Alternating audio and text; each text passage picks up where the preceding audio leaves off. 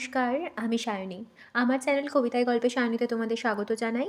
কেমন আছো তোমরা? অবশ্যই কমেন্টসে জানিও। It's another what I it in a normal day.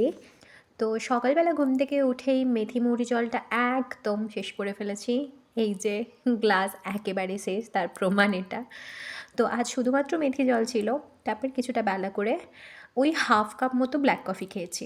আর এটা ছিল আমার ফার্স্ট মিল। এখানে প্রসাদ ছিল, আর ওটা হচ্ছে ওটস। এটা এখানে জয়নগরের স্পেশাল মোয়ার অর্ধেকটা আমি নিয়েছি। তো এই অর্ধেকটাও আমি ইনস্টলমেন্টে খেয়েছি, মানে এই ব্রেকফাস্টে খেয়েছি, তারপর আরও কিছুক্ষণ পরে খেয়েছি। এই আর কি, মানে যেহেতু মিষ্টি আবার খেতে মন চাইছিল, তাই একটু একটু করে পরে পরে খেয়েছি। এবার রেডি হয়ে লাঞ্চ করব। আজকে যেহেতু ক্লাসে যাওয়ার আছে, তাই তাড়াতাড়ি স্নান করে পুজোটা কমপ্লিট করে নিলাম। এবার অর্ধেক রেডি হয়ে চলে গেলাম লাঞ্চটা কমপ্লিট করতে। লাঞ্চে ছিল এই যে ধনেপাতা দিয়ে গোলা রুটি, আর তার সাথে বেশ কয়েকটা সবজি, এই যে আলু সয়াবিন ফুলকপি দিয়ে একটা তরকারি, আর দুটো শাকের তরকারি। তার মধ্যে কড়াই শাকের ভাজাটা তো আমার ভীষণ পছন্দ হয়েছে। তারপর রেডি হয়ে চললাম ক্লাসে। ক্লাসে যাওয়ার সময় না এই পেয়ারা দেখে গিয়েছিলাম, and trust me, I can't stop myself. আমি ফেরার পথে পেয়ারা মাখা কিনেই ফেলেছি। ভেবেছিলাম সন্ধে হয়ে গেছে কিনবো না, কিন্তু আমি কিনে নিয়ে চলে এসেছি।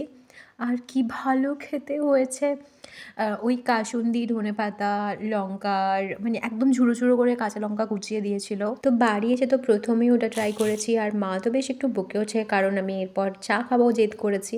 তো যাই হোক, আরও একটা জিনিস কিনে ফেলেছি। আমি একটা লাল ফুল কিনতে গেছিলাম, কিন্তু হলুদ গোলাপের প্রতি আমি খুবই অবসেস, তাই নিজেকে রেজিস্ট করতে পারিনি। এদিকে তো আমি ভেবেইছিলাম যে মা হয়তো সত্যিই আমাকে আজ চা দেবে না। তারপর চায়ের গন্ধ পেয়ে অমনি চলে গেছি। আর মা শসা আর ছোলাটা রেখেছে যাতে করে একটু মুড়ি মাখা খেতে পারি। আজকে রাতের ডিনারে থাকছে পিঠে।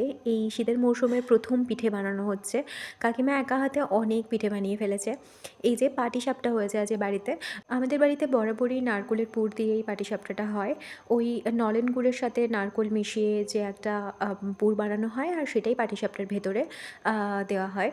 তো এই এতগুলো পিঠে কাকিমা নিজে বানিয়ে ফেলেছে। অবশ্যই রাতের ডিনারে আছে এই পিঠে, আর তার সাথে এই যে আলু ভাজা রয়েছে শুকনো লঙ্কা আর ধনেপাতা দিয়ে। কারণ ওই চালগোলা দিয়ে যে রুটিটা বানানো হয়, ওটা দিয়ে এটা খেতে দারুণ লাগে। বা যদি কারোর মিষ্টিমুখ হয়ে যায় তো মুড়িও খেতে পারে। তারপর এই যে পুর পিঠেটা দেখছো, এটা কিন্তু মন্দিরের প্রসাদ, তো ওইটাও পেয়ে গেলাম। তারপর গলা খুব ব্যথা হয়েছিল, তাই মা একটু কাড়া বানিয়ে দিয়েছিল। That's it for today. দেখা হচ্ছে পরের কোনো ভিডিওতে। এলাম।